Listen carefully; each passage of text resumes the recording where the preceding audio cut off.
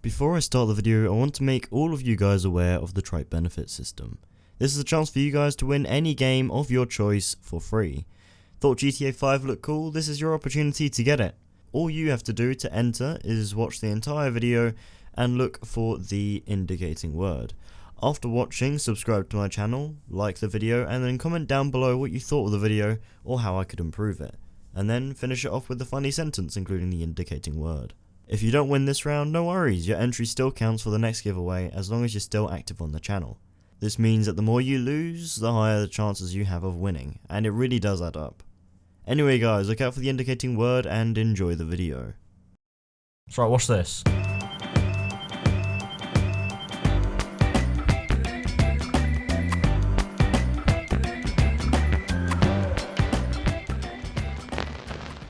Greetings everyone, my name's Dom and today I'm going to be putting my GTX 1080 to the ultimate test that is annoyingly not really covered on YouTube. No, I'm not talking about 4K benchmarks, I'm talking about a much more realistic test.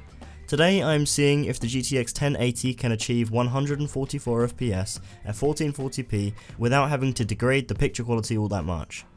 Before I get into the video, I'm sure you can hear that I have a cold and so I'm sorry for the croaky voice. But I need to get this video done as I'm selling my GTX 1080 and downgrading to the GTX 1070. If you want to know why, I will have a video linked in the description where I explain. Now, I've had my Acer XB270HU for a year now and I've loved it to pieces. It's been my pride and joy for editing, gaming and just general desktop use. I originally had my 980 Ti, which did go very well with it, but there were still a lot of titles where it wasn't taking full advantage of the 144Hz refresh rate. And so, for that reason, I upgraded to the GTX 1080, hoping it would satisfy my hope and dreams of fulfilling my monitor's full capabilities. And so, without further ado, let's look at a few games and see if the GTX 1080 is up to scratch. The first game we're going to be testing is Battlefield 4, a favourite among PC gamers and still very popular despite its ever-increasing age. With all the settings cranked up sans the anti-aliasing, we can see our FPS skyrocket to around 160 FPS, which is well over a 144 FPS target. Our max frame rates are as high as 228 FPS at times.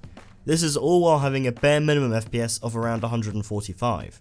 This is fantastic because that means we are always taking full advantage of the monitor without losing any visual effects or texture quality besides anti-aliasing, which isn't really necessary anyway due to the higher resolution. However, Battlefield 4 came out 3 years ago now, so let's try a bit of a newer and definitely more demanding game.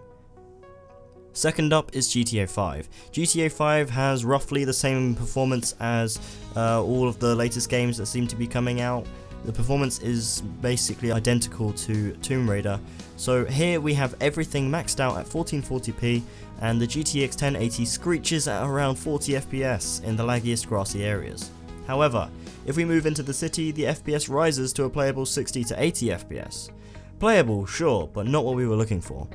It's clear we will have to turn down some of these settings, and we need to be smart about this. The advanced graphics yield no immediate graphical difference and only change stuff in the background of the game. This was safe to turn off. There isn't much difference if at all. That gained us around 10 to 15 FPS alone. Next up is anti-aliasing. Now we're at 1440p, so minimal anti-aliasing is needed. Turning MSAA to 2 times, turning off FXAA, and putting reflection quality to 4 times MSAA should improve a lot.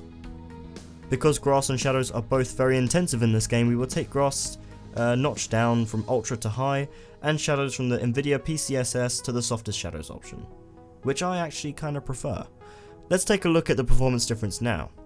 So, in the city we're getting anywhere from 100 to 110 FPS. In the most intensive grassy areas, FPS drops down to about 70 to 80, which is a lot better than 30, and the difference between the settings isn't even drastic by a long shot.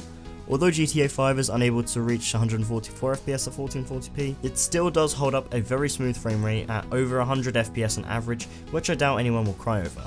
Unfortunate but predicted. Our third and final game is Counter-Strike Go. This is the most intensive game that I have, boasting all new 3D rendered environments, incredibly detailed 480p textures, and character models so real they will literally try to blow your head off. Nah, but for real, we all know what the result is going to be. I uncapped the frame rate because why not, and completely maxed it out at 1440p, and our minimum FPS was 235. Our average was 350 and our max was 487. Yeah, I can safely say the GTX 1080 can run Counter-Strike Go at over 144 FPS. 1440p is no slouch. It is significantly harder to run than 1080p and nowhere near as hard to run as 4K, which is why it's my sweet spot resolution.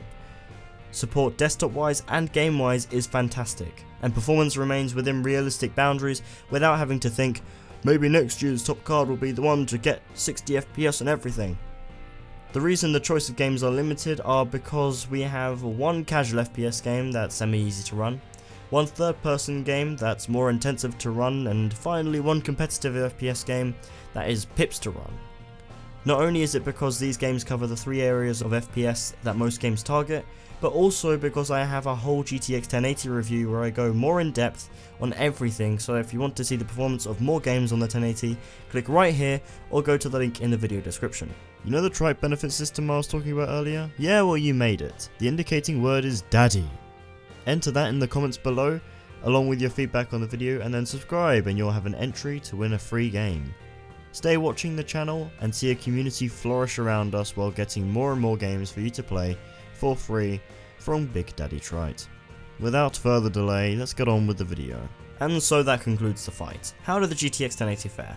Well, unfortunately it can't run every game at 144 FPS at 1440p, but can still get damn close to it if you're prepared to lower anti-aliasing and perhaps shadows too.